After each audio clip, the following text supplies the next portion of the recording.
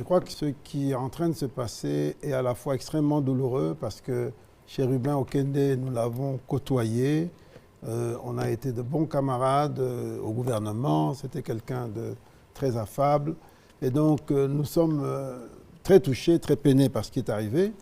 Mais ce qui est inacceptable, c'est qu'il devienne une marchandise politique. Et ça, c'est un manque total de respect de sa mémoire et de respect pour sa famille. Comme vient de le dire le ministre Patrick Muyaya, la moindre des choses dans ce genre de circonstances, c'est d'abord de faire preuve de retenue.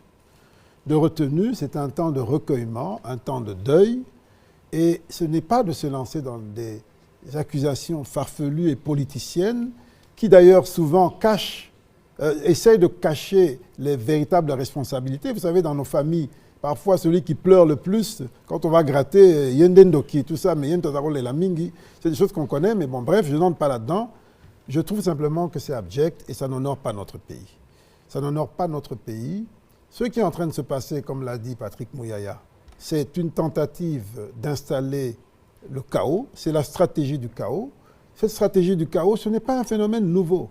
Regardons dans notre histoire. Regardons depuis d'où nous venons. Regardons ce qui s'est passé en 2018. Pourquoi il y a eu cette divergence à Genève entre ceux qui voulaient le chaos, machine par machine à voter, et celui qui a dit, si on n'arrive pas à empêcher la machine à voter, on va aux élections. Eh bien, on les connaît. C'était la stratégie du chaos que nous n'avons pas voulu suivre, que notre leader n'a pas voulu suivre. Allons plus loin. 96-97, conférence nationale, on s'approche des élections.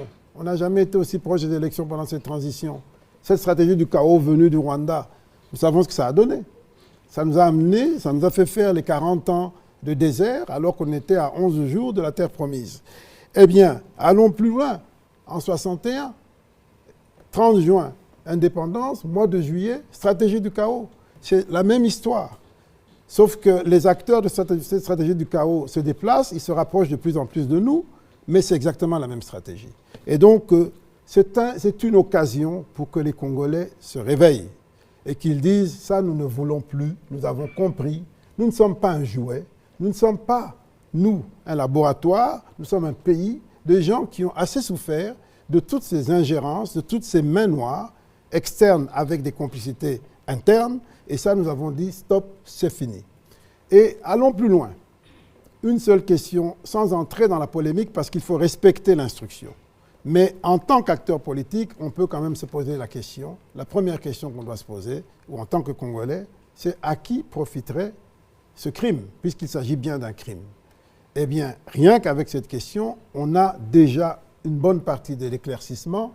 Je n'irai pas plus loin, mais croyez-moi, c'est des situations qu'on a déjà connues dans cette histoire, dans l'histoire de ce pays. Laurent Désiré Kabila n'a pas été tué par l'opposition politique ni par Mobutu. Il a été tué par ses compagnons, par ceux qui ont cheminé avec lui, dans un but précis. Et donc, nous avons déjà connu ça. Aujourd'hui, nous sommes éveillés, nous sommes mûrs. Nous ne voulons pas ça pour notre pays.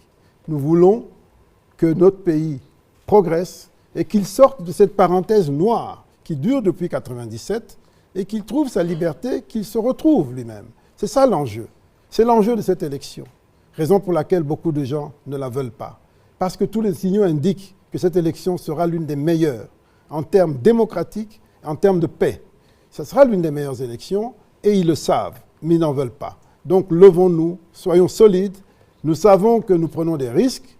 Nous savons qu'il n'est pas exclu que dans cette stratégie de chaos, on cherche à cibler d'autres personnes, peut-être dans des camps adverses, pour semer le désordre et opposer les Congolais. Mais nous disons non.